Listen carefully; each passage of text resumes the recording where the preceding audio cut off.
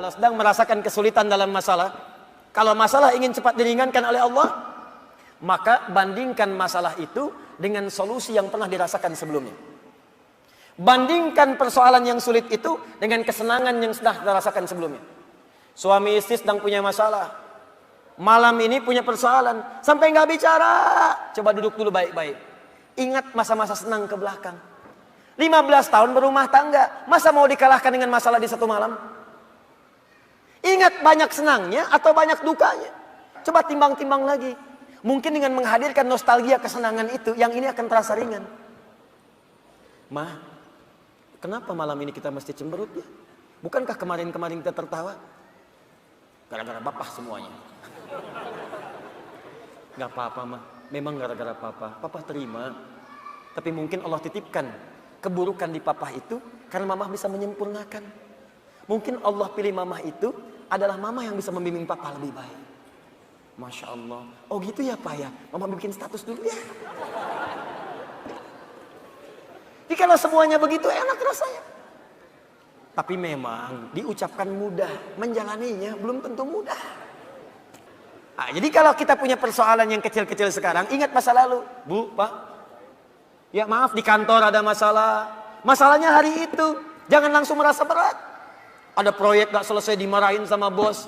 Anda kerja sudah 10 tahun, dimarahin baru hari itu. Senangnya kan banyak, udah 9 tahun. Masa persoalan sehari mengalahkan persoalan 9 tahun yang senang ke belakang? Kan tidak lucu. Anda gagal satu ujian, 9 mata kuliah lulus semua. Masa harus meratapi diri pada yang satu itu? Selesaikan. Mungkin di situ Allah ingin berikan anugerah supaya Anda paham lebih dalam. Mungkin disitulah kepakaran Anda supaya belajar lebih dalam lagi. Diangkat kemudian karena pakar itu, di masalah itu. Jadi kalau Anda sedang merasakan kesulitan, ingat masa-masa lalu saat Allah memberikan banyak nikmat dalam kehidupan kita. Jelas sampai di sini? Wa wajadaka dhallan fahada. Ingat Muhammad, dulu engkau belum pernah punya pengetahuan seperti sekarang. Engkau belum dapat bimbingan dari wahyu seperti sekarang. Ini dhallan di sini jangan sembarangan menerjemahkan ya. Di Al-Quran itu ada kalimat serupa, tapi maknanya bisa beda. Ghairil maghdubi alaihim waladdallin.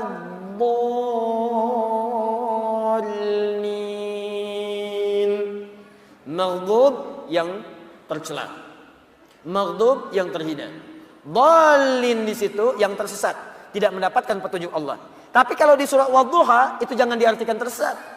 Bukan tidak mendapatkan petunjuk Allah, artinya yang belum mendapatkan bimbingan wahyu dari Allah Subhanahu wa taala. Bukankah dulu belum turun wahyu kepadamu? Bukankah dulu belum turun ayat-ayat Quran kepadamu yang membuat engkau semakin tenang sekarang? Wajadaka dhallan fahada. Muhammad, dulu kamu belum punya pengetahuan, sekarang dapat ilmu. Dulu kamu belum dapat bimbingan wahyu, sekarang dapat wahyu. Nah, ini pun Bu, Pak, penting untuk disadari. Kalau sedang merasakan sulit di satu nikmat, maka ingat nikmat-nikmat yang lainnya. Misal, maaf ya, Ustadz saya diponis oleh dokter, jantung saya sakit Ustadz. Jantung kan sakit, tapi kan otak masih sehat. Telinga masih sehat. Lisan masih sehat. Mata masih sehat.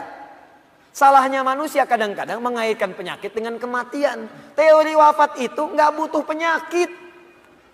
Wafat itu kalau ajal tiba langsung wafat. Nggak ada penyakit pun wafat. Banyak orang sehat wafat. Banyak orang sakit bahkan sampai koma belum nyampe titik. Banyak orang sakit di rumah sakit. Tapi yang meninggal bisa yang sehat duluan.